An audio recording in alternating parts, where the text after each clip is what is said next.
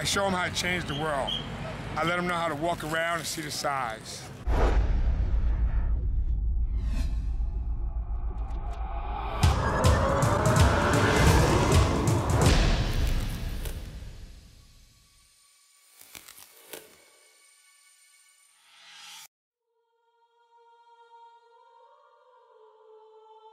Look, the fact of the matter is, 9/11 was one of the most strategic and well thought out terrorist attacks in US history. The rumors and conspiracy theories seemed to spread across the world as quickly as the live news footage did. No one knew what the hell happened. It was an inside job, George Bush is responsible, the Jews did it, live charges were planted, the list just went on. The only thing that's clear is a lot of people lost their lives that day. Moreover, and equally tragic, it was the men and women who risked their lives that day to save the people in trouble that seemed to affect the locals the most. In all seriousness, the Jay and Juggy show comes into the story completely optimistic. The Jay and Juggy show set off to gather stories from the people of New York because they were there. We can all feel sorry. We can all be equally affected by the horror of that day. Still, the people of New York were there.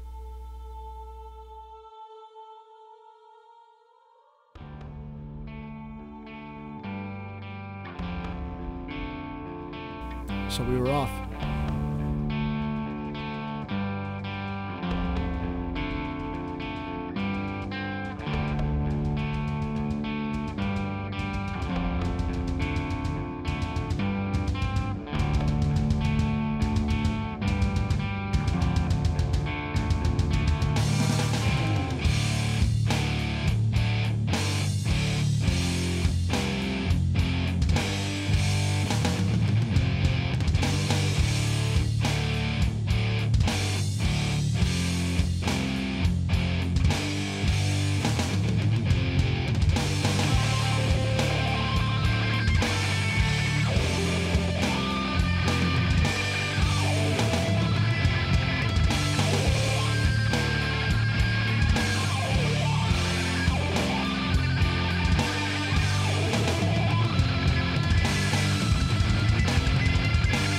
Once we settled into town, it became apparent that everyone around us still had 9/11 fresh in their heads.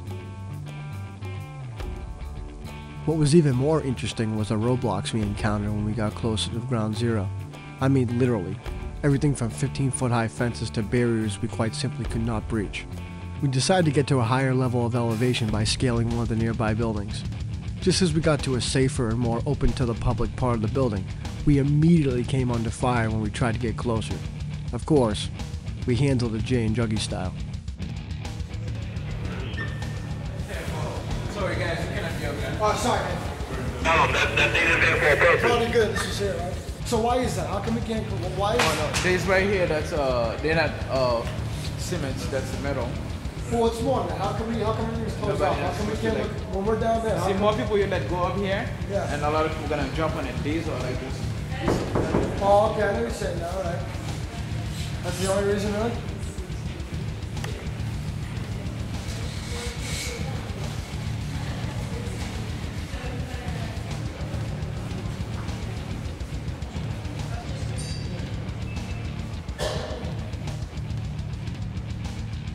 After battling security, we decided to get back down to ground level to ask the city people what they thought. The more and more we asked, the more and more it became real that New York does not think it was Osama bin Laden and his merry men.